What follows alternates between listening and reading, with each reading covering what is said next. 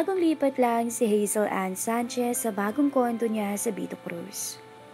Galing sa mayamang angkan si Hazel at binilan siya ng kondo ng kanyang daddy malapit sa Vito Cruz dahil dito malapit ang kanyang school. Kumukuha siya ng kursong tourism dahil sa ganda at sexy niya, ito ang nababagay na kurso sa kanya. Totoong napaka-sexy naman talaga ni Hazel. Sa katawan niyang 36, 24, 35, ay talagang kahit sino ay mapapatingin sa kanya. Idagdag mo pa ang ganda ng namumungay niyang mata. Mapupulang labi, madangos na ilong, buhok na itim na hanggang dibdib, at maputi na makinis na kutis. Iisang lalaki pa lang ang nakatingin sa kanya, at ito ang boyfriend niyang si Baron. Isa sa mga kinakatakutan sa universidad na pinapasukan nila. Kaya wala ring ibang makalapit kay Hazel dahil sa takot nila kay Baron.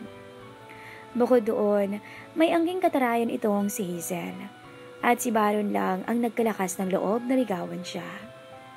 Nagbunga naman ang paghihirap nito dahil siya ang unang nakaangkin sa dalaga. Habang nag-aayos at nagbibihis si Hazel at naghahanda ng pumasok sa school, ay tumawag si Baron. Hi babe, napasok na ako ng school. Good, I'm already here in school. Bilisan mo at miss na kita. Grabe ka babe, kagabi lang magdamag ka dito sa condo 3 hours pa lang tayo naghihiwalay, miss na agad. Buong magdamag kasing naroon si Baron. Bininyagan nila ang bagong kondo ng dalaga. Alam mo naman babe na lagi kitang namimiss. Pati na lang nasa baba ko, miss ka na eh. Hay nako. Siya, sige na. See you later. I love you babe. I love you more. Bilisan mo ha. Bumaba na sa basement si Hazel. Naisipan niyang gamitin ang kotse niya na pink Mini Cooper. Kahit na napakalapit ng school niya ay ayaw niyang maglakad. Sa katunayan ay naka-high-waisted short lang siya na pinaparehan ng hanging shirt na pag inangat ang kamay niya ay kita na ang maliit niyang tummy. Sabay na kay sneakers na bands na talagang mapapatingin ang lahat. Pagdating niya sa basement, sinalubong siya ng bati ng matandang gwardya ng kondo at ito ay si Mang Jose. Malayo pa lang ay nakita rin ng Mang Jose ang paparating na dalaga. Nasa 57 years old na ang matanda. Malaki ang tiyan at balabas sarado. Isa na tong byudo at naging libangan niya ang magpakasasa habang nanonood ng mga nagsiswimming sa pool ng kondo. Magandang tanghali po ma'am. Ako po si Mang Jose. Kayo po yung bagong lipat dyan sa 5th floor. Pag may kailangan kayo, tawagan niyo lang po ako. Ngunit dahil sa masungit talaga tong si Hazel, ay hindi siya nito pinansin. Pucha, napaka-sexy naman at ang ganda ng batang yun. Ayos, may bago na akong titingnan. Kaso napakataray, mukhang mata pobre, sabi ni Mang Jose. Mabait naman ang matanda. Naging hobby niya lang talaga ang magpantasya ng mga babaeng nakatira sa kondo. Visit na guard yun? Ang tanda-tanda na manyak pa. Maglaway ka? Siisip ni Hazel habang sinisimulang paandarin ang kanyang kotse. Mabilis na nakarating sa school si Hazel. Sakto namang inaabangan siya ni Baron na naka-white t-shirt lang at maong na Levi's. Hi babe! Sabay halik kay Hazel. Nag-kiss sila. Walang pakialam dahil nga sa kinakatakutan nga si Baron sa universidad. Kitang-kita ito ng kalabang grupo ni Baron na grupo naman ni James. Gwapo din to at matipuno. Yan nga lang mas maimpluwensya si Baron. Naligaw din to kay Hazel ngunit unang beses pa lang ay nabasad agad siya ng mataray na dalaga. Kaya inggit at inis ang nararamdaman nito sa dalawa. Habang naglalakad ang magkasintahan, babe, let's watch movie later. Try natin yung The Nerve. Mukhang exciting eh. After class siguro. So, mag-last full show tayo? 8:30 PM tapos ng class ko eh. Wika ni Hazel. Well, I'm okay. Kahit anong oras naman, okay lang sa akin. Basta ikaw ang kasama. Bolero? But I like that. Feeling ko napakaganda ko. You know naman na ikaw naman talaga ang pinakamaganda dito sa university. At masarap pa. Pabulong na sabi ni Baron habang nakaakbay kay Hazel. Kinurot naman to ni Hazel sa tagiliran at nagtawanan ang dalawa. I have to go to my class na ha.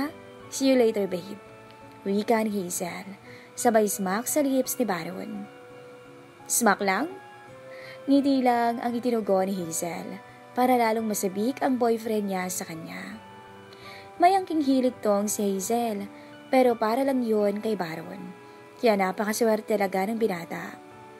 Swerte din naman si Hazel kay Baron kaya parang even lang sila sa isa't isa. Mabilis lumipas ang oras at dumating ang oras ng uwian. Nag-text si Baron kay Hazel na sa parking lot na lang magkita at kotse na lang ni Hazel ang gamitin. Motorbike na Ducati kasi ang dala ng binata. Mabilis nilang narating ang mall. Napagpasya nilang sa SM Manila na lang sila manunood. Pagdating nila sa mall, 9 PM ang oras na kinuha nila dahil sa walang masyadong tao sa mall. 6 lang silang bumili ng tiket. Hindi rin kasi masyadong kilala ang pelikulang papanoorin nila. Pagpasok sa loob ng sinihan, pinili nila ang dulong parte ng sinihan. Babe, kandong ka na lang sa akin. Total malamig naman eh. Uwi ka ni Baron. Ikaw babe ba? Baka may makakita sa atin. Sira? Manunod lang tayo. Ikaw talaga. Halika nga rito. Napakandong ng tuluyan si Hazel kay Baron. Ang 4 na kasabay nila ay iisang grupo lang pala at nasa bandang unahan ng sinihan. Habang nanonood sila, sumisimple si Baron sa hita ng dalaga. Ngunit focus pa rin sa pinapanood. Dumating ang scene ng 2 bidang karakter ng pelikula. Dito naging mainit si Baron. Babe, baka may makakita sa atin. Wika ni Hazel habang nakatingin kay Baron. Wala yan babe. In fact, tayo na nga lang nandito sa sinihan eh. Look, wala na sila. Nilingon ni Hazel ang isang grupo at wala na nga to. Siguro na bored dahil sa pelikula. At dahil doon, naghalikan ng dalawa. Mainit na halikan na di na nila napansin na nasa kalahati na pala ng pelikula ang pinapanood nila. Lumuhod si Hazel at kasunod noon ay ang pagtingala ni Baron dahil sa tindi ng tinatamasa. At dahil sa napalakas ang ingay mula sa dalawa, ay narinig ito ng 2 rubing guard ng sinihan. Pards, ano yun? Tingnan natin, baka may binabangungot.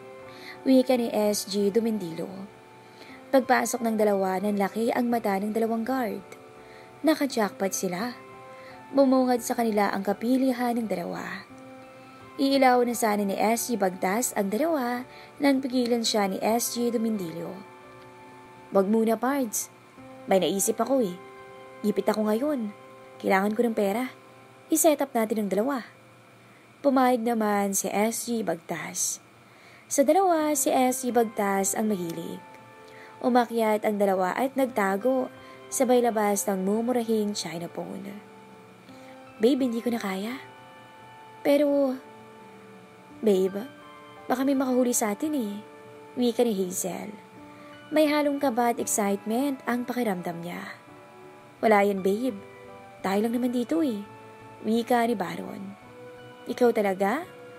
Dari-daling sumampas sa kandungan ni Baron si Hazel. At inumpisahan ang pagpapakasasa sa isa't isa. Medyo napalakas ang daing ni Hazel, sabay takip ng bibig nito at palo sa balikat ni Baron. Ngiti naman ang ibinalik nito sa kanya. Halos mawala ng ulirat si Hazel sa ginagawa ni Baron. Lingid sa kalaman ng dalawa, may 2 pares ng matang nagmamasid sa kanila. Tag-ina, ang hilig ng babaeng to ah. Hindi pwedeng hindi ako makaisa dito. Pards, ganito. Wika ni SG Bagtas. Pards, ganito. May naisip akong plano. Ikaw tikman mo yung babae. Tapos ako naman uutot ng pera dun sa lalaki. Mukhang mayayaman sila eh. At kailangan ko ng pera. Okay lang ba? Wika ni SG Dumindilo. Taba ng utak mo pare ah. O sige, hindi ko naman kailangan ng pera eh. Wika naman ni SG Bagtas. Iilawan natin sila pag malapit na para makaramdam ng pagkabitin yung babae at yun na ang pagkakataon mo pare. Sasamahan ko yung lalaki sa quarters para mag-report. At ikaw, bahala ka ng dumiskarte. Deal, sabi ni SG Bagtas. Nang malapit na ang dalawa sa sukdulan, ito na ang naging hudyat para mag-ilaw ang mga gwardya. Nalalapit na ang dalawa nang biglang ilawan sila ng flashlight ni SG Bagtas. Parang binuhusan ng malamig na tubig ang magkasintahan nang biglang may mang-ilaw sa kanila. Nakaramdam ng pagkabitin ang dalawa, ngunit wala silang magagawa. Dali-daling tumayo si Hazel at sa kanya talaga nakatutok ang ilaw. Binaba niya ang hanging shirt niya at sabay suot ng shorts. Hindi naman nakaligtas sa mga mata ni SG Bagtas ang kanyang kagandahan. Ma'am, sir, bawal po yung ginagawa niyo Wika ni SG Dumendilo habang papalapit sa dalawa na nakatutok pa ang kamera ni Chinapone. Can you take off that camera on her face? May diin na pagkakasabi ni Baron. Hindi niyo ba ako kilala? Sasampahan ko kayo ng kaso sa pagkuha ng video sa amin. Dagdag pa ni Baron. At aktong kukunin ang cellphone. Mabilis namang naiwas ni SG Dumendilo ang kanyang kamay. Sabay hawak sa barilya. Sir, diyan lang kayo. Masyado po kayong matapang at mayabang. Hindi niyo po ba alam na kayo ang dapat kasuhan dahil sa public scandal? Wika ni SG Dumendilo. Bakit kailangan pang may pa-video? Wika ni Hazel habang inaayos ang sarili. Siyempre ma'am, para may ebidensya kaming ipapakita sa boss at admin officer namin.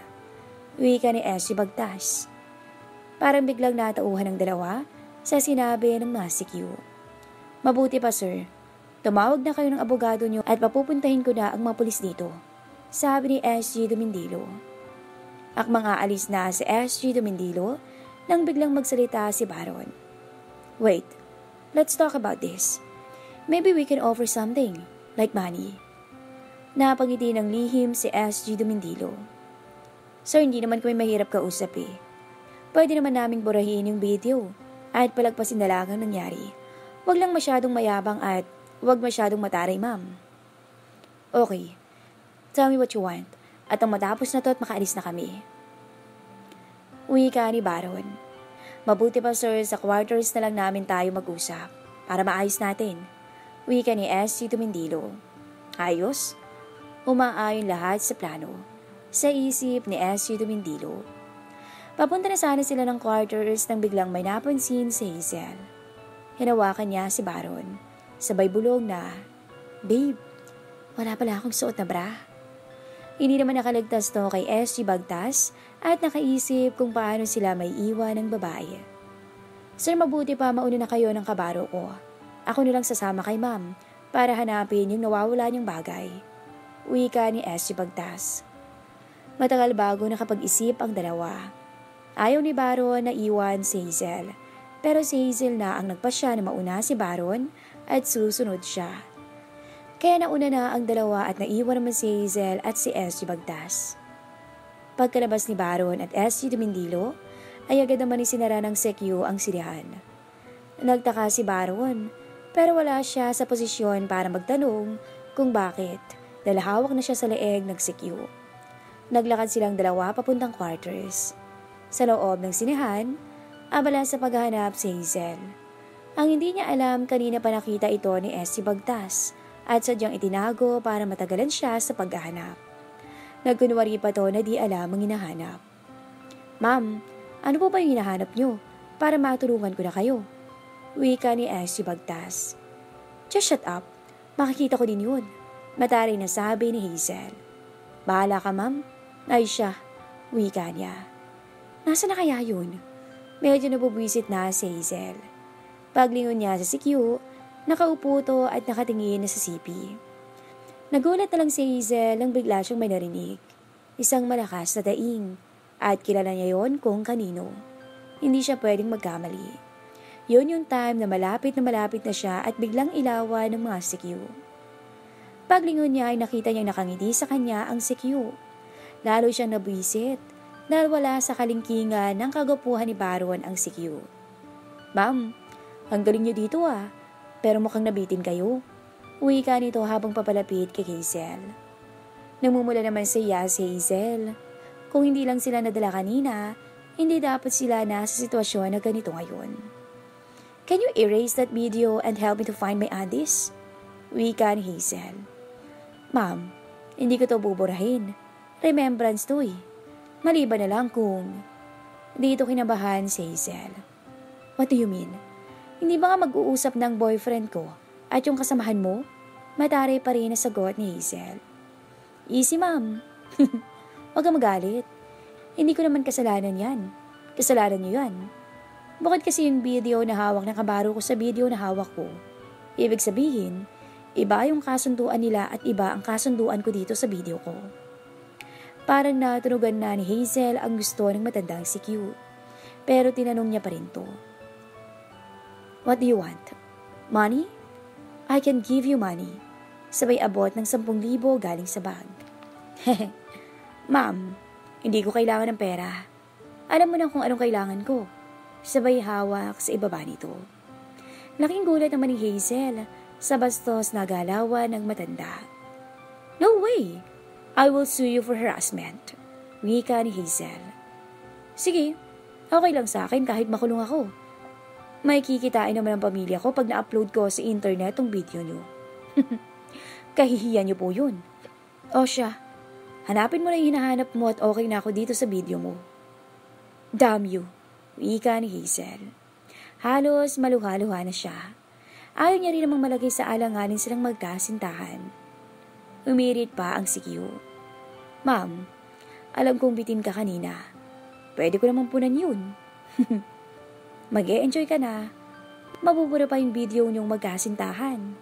Hirit pa ni SG Bagtas. Bumuntong hininga si Hazel. I guess I have no choice. Titisin ko na lang dahil hindi naman totally na ibibigay ko sa kanya ang katawan ko. Okay, sige. Pahig na ako basta bilisan mo at burahin mo yan. Ngiting aso naman si SG Bagtas at mabilis pa sa alas 5 sinunggaban si Hazel. Ay, shit.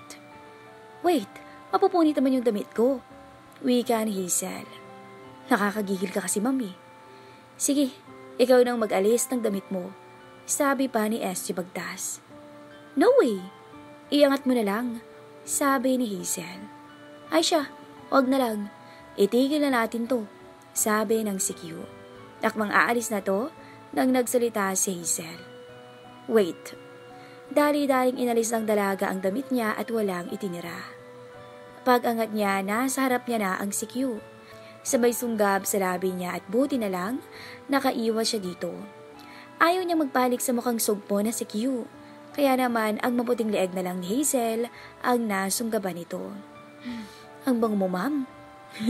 Ang puti at ang kinis mo, sabi ni SG Bagtas. Parang may kung anong kuryenteng pumasok kay Hazel. Dahil impit na daing ang kumawala sa kanya. Ayaw niya sanang gawin yun dahil ayaw niya talagang bumigay sa CQ. Halos mawala ng balanse si Hazel dahil sa kiliti kahit nandidiri. Iniisip na lang niya na dapat ay mabilis makaraos ang matanda. Ngunit desidido talaga si SG Bagtas na mailabas ang pagkabiti ng dalaga kanina. Ma'am, ano bang pangalan mo? Sabi ni SG Bagtas. Ngunit hindi ito pinansin ni Hazel dahil wala siyang balak na ipailam dito sa matandang nagpapakasasa ngayon sa kanya ang pangalan niya. Ayaw mo ibigay ang pangalan mo, pero ayos lang, susulitin na lang kita. Hindi na nakayanan ni Hazel ang nararamdamang pagpipigil. Nang ibukas ng gwardya ang kanyang binti at tuluyang sumubsob doon. Uli na ang kiliti mo ngayon, sa isip ni SG Bagtas. Samantala, narating din nila Baron at SG Dumindilo ang quarters. May 4 na guard din na nandun, ngunit lumabas na rin para magronda. Pinaikot-ikot muna ni SG Dumindilo si Baron bago tinungo ang HQ nila para nga naman may oras pa ang kabaro niya na sulitin ang maganda nitong nobya. Sir, maupo muna kayo. Wika ni SG Dumindilo. No, we need to settle this na para makauwi na rin kami. Sir, madali naman ho akong kausap. Ganito ho, bayaran niyo ho ako ngayon ng 20,000 kapalit nun ay buburahin ko po yung video at kakalimutan po natin ang nangyari. Pera? Walang problema. Sige, ibibigay ko na ngayon. Nang ilabas ni Baron ang kanyang makapal na wallet, ay inilabas nito ang libo-libo niyang pera. Kumpiyansa siya na sakto ang pera na dala niya kasi araw-araw ay 20,000 ang laman ng wallet niya. Yan, bilangin mo, sabi ni Baron. Tahimik na binilang ng CQ ang perang inabot. Sir, 15 mil lang ho to eh. Kulang pa ng 5,000. Biglang napaisip si Baron. Nagalaw nga pala niya kanina ang pera niya kaya nagkulang na to. Naputol lang ang pag-iisip niya nang biglang nagsalita ang CQ. Sir ano, pinaglolo na ko mo yata ako eh. Mabuti pa tumawag ka na lang ng abogado, sabi ni SG Bagtas. No, magwi-withdraw lang ako saglit. Saan ba may ATM dito? Napangiti naman ng CQ at sa isip niya ay iikot niya uli ito para makaraos ang kanyang kabaro sa magandang nobya nito. Sige sir, samahan na lang kitang mag-withdraw para makasigurado tayo. Wika ni SG Dumindilo. Samantala sa loob ng sinihan, alam ng matandang CQ na nabitin si Hazel kaya naisipan niya tong patakamin. Patakamin bago makamit ang sukdulan. Daan-daang kinalag ni SG Bagtas ang sintron niya. Hindi pa rin humuhupa ang hingal ni Hazel. Nakatingin siya ngayon sa matanda na nakababa na ang pantalon. Maya-maya'y nagulat si Hazel dahil may maipagmamalaki pala ang matanda. Inakay nito ang dalaga papuntang gitna kung saan may hagdanan at walang sinayang na oras na kinandong si Hazel. Nakahawak ang dalaga sa balikat ni SG Bagtas at nakatingin na may pagkainis. Inis hindi dahil sa ginagawa sa kanya, kundi inis dahil hindi niya maitago ang nagugustuhan na niya. Oh, bakit ka naman ganyan makatingin ha? Wika ni SG Bagtas. Hindi sumagot si Hazel. Bagos ay halos nawalan to ng lakas dahil sa bagong panauhi na pumasok sa kanya. Iba ang pakiramdam nito. Hinihingal siya habang nakayuko sa balikat ng matanda. Nagtagal din ng halos ilang minuto ang dalawa. Talagang sinulit ng CQ ang magandang dalaga. Samantalang si Hazel ay halos mandilihiryo na. Hindi siya makapaniwala na magugustuhan niya ang ginagawang pag-angkin sa kanya ng matandang CQ. At ilang segundo lang ang lumipas, ay narating ng dalawa ang sukdulan. Hingal na hingal parehas at kapwa pawis na pawis. Kahit nangihina ay tumayo na si Hazel at isa-isang isinuot ang kanyang mga damit. Ma'am, ito pala yung hinahanap niyo. Sabay abot niya kay Hazel na nakangiti. Kinuha naman to ni Hazel na padabog at sinabing akin na ang cellphone mo. Ako na magbubura. Inabot naman yon ng CQ at nabura na ni Hazel ang video. Unang umalis si Hazel sa sinihan at bago siya tuluyang umalis ay may sinabi to kay SG Bagtas. May araw ka rin sa akin. Natawa si SG Bagtas. Sa isip-isip niya, gaga, aangkinin ulit kita pag nagkita tayo balang araw. Sa kabilang dako naman nakapag-withdraw na rin si Baron at iniabot na ang pera kay SG Dumindilo. Yan, okay na ba yan? Baka pwede ko nang mabura ang video, sabi ni Baron. Inabot naman ni SG Dumindilo ang China phone niya at dali-daling binura yun ni Baron. Habang naglalakad silang dalawa pabalik ng quarters, ay nakasalubong nila si Hazel na may kausap sa cellphone. You got the name right? Don't ask me why. Just fucking do it. Uwi ka ni Hazel sa kausap sa phone. Sabay patay ng phone at lapit kay Baron. Sinong kausap mo, babe? Tanong ni Baron. Nothing, babe. Uwi ka naman ni Hazel. Tapos na ba ang negotiation nyo? Can we go home now? Si itsura ni Hazel ay parang walang nangyari dahil mabilis siyang nakapag-retouch. Yes, ma'am. Okay na po. Everything is clear na.